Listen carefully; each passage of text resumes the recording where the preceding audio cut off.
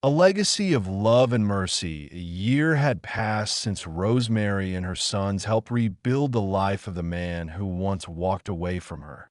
The same man who vanished 26 years ago like a shadow, just when she needed him most. Now he stood in her living room again. With trembling knees, he fell before her. "Thank you," he whispered, voice shaking. "Mother of Kings, thank you for changing my life." Rosemary looked down at him, not with bitterness, not with pain, but with peace. She gently placed her hand on his shoulder. "I didn't do anything for you," she said softly. "God did.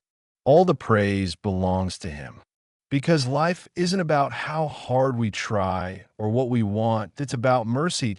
It's about someone lifting you up when you're too broken to stand.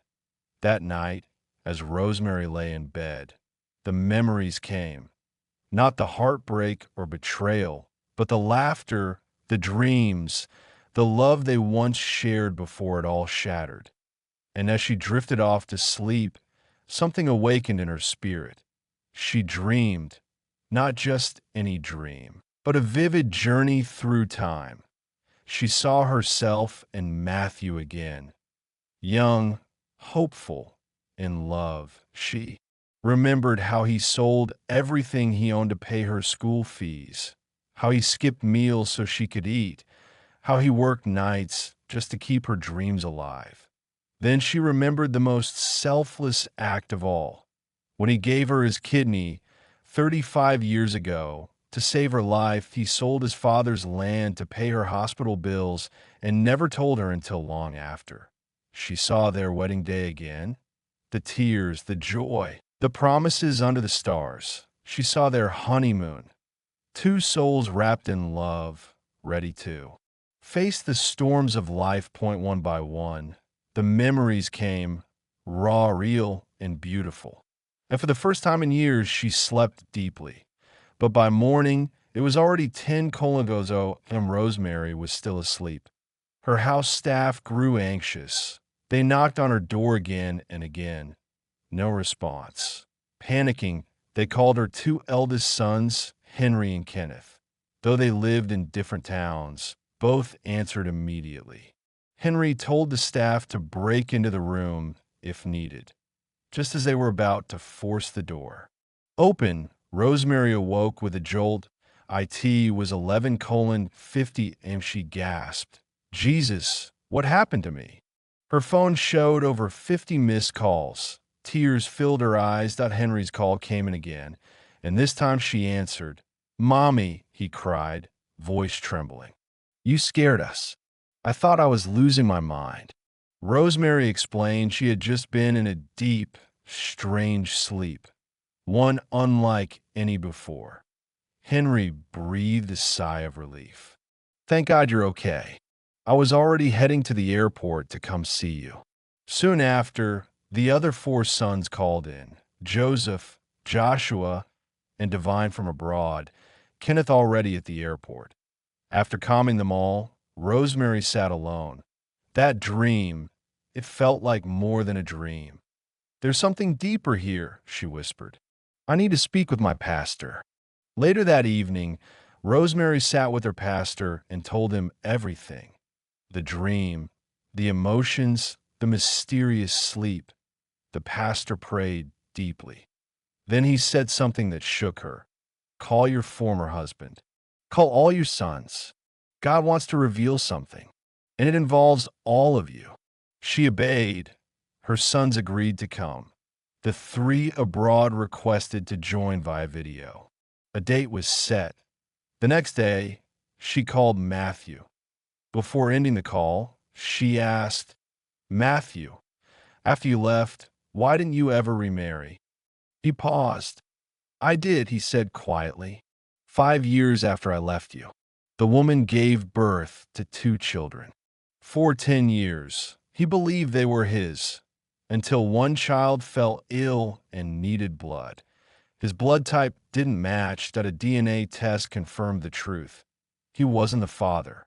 Heartbroken, he prepared to confront her. But before he could, she poisoned him. he nearly died. And when he was hospitalized, she vanished, taking everything: his properties, his bank accounts, his certificates, even his ID. I lost everything, he said quietly. I was forgotten. But God brought me back to you because he showed me mercy. Rosemary, eyes filled with compassion, whispered, I'm just grateful you're alive. All glory belongs to God. 3 days later, Rosemary, Matthew, and her sons gathered in the pastor's home. The three sons abroad joined via Zoom. The room was heavy with anticipation. The pastor looked at them, then began, Everything that happened between you two was not an accident, he said. It was part of God's plan. He turned to Matthew. You once said something that delayed your destiny. Then he turned to Rosemary. You had suggested adoption after 6 years of childlessness. But Matthew, you rejected it. You said, God forbid. Over my dead body will I raise another man's child. That single statement blocked your blessing. Silence. The pastor continued. God had to separate you. Because if you had stayed together, Rosemary would never have fulfilled her purpose. You would have convinced her not to raise those 5 forgotten boys. Tears streamed down Rosemary's cheeks. The separation wasn't punishment. It was protection. Protection of your purpose. So she could raise the kings she was destined to raise. Matthew dropped his head, overwhelmed by the truth. The pastor added, God honored your choices. He let Matthew walk his path, even though it led to pain. But all the while, he was preparing Rosemary to raise these sons, not of her blood, but of her heart. And now, he said gently, the purpose is fulfilled. God has reunited you, not for the past, but for the future. Then he read, Isaiah 55:8-9 For my thoughts are not your thoughts, neither are your ways my ways, declares the Lord. A sacred silence filled the room in blame. No shame, only revelation, only grace. Then Rosemary, through tears, said, That's why I never changed my surname. Even when you left, Matthew, I couldn't let it go. She looked at her sons, now grown men, now kings. All of them carry your name. Even when it didn't make sense, God was still writing his story. The pastor led them in prayer. He blessed them, and with divine authority, he reconciled the family. A few months later, Rosemary and Matthew remarried, not just as husband and wife, but as partners in purpose. Their sons and grandchildren rejoiced. It wasn't just a wedding. It was the restoration of destiny. From that day forward, favor followed the family, breakthroughs, opportunities, overflowing blessings. Together, Rosemary and Matthew traveled the world, feeding the poor, supporting widows, mentoring orphans, and spreading hope. T63, Rosemary was honored by the government, appointed Minister of Humanitarian and Women's Affairs for her years of quiet, sacrificial service, not for fame, but for purpose, not for applause, but for love.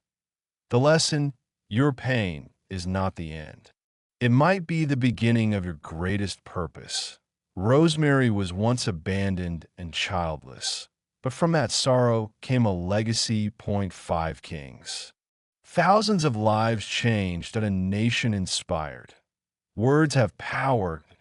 Matthew's careless statement delayed destiny for 26 years. Speak with wisdom, because one wrong word can build walls or break them. God's plan is always higher. What seems like rejection is often redirection. Trust his timing. And above all, kindness, mercy, and love never go unnoticed. Heaven always rewards a heart that gives without expecting in return. Legacy isn't about blood. It's about impact. Rosemary didn't give birth to kings. She raised them. She loved them. She served them. That is legacy. If this story touched your heart, share it with someone who needs hope. Like, comment your favorite moment. And subscribe for more life-changing stories, because sometimes the greatest people aren't born into greatness. They rise from brokenness and choose love anyway. Thank you for watching.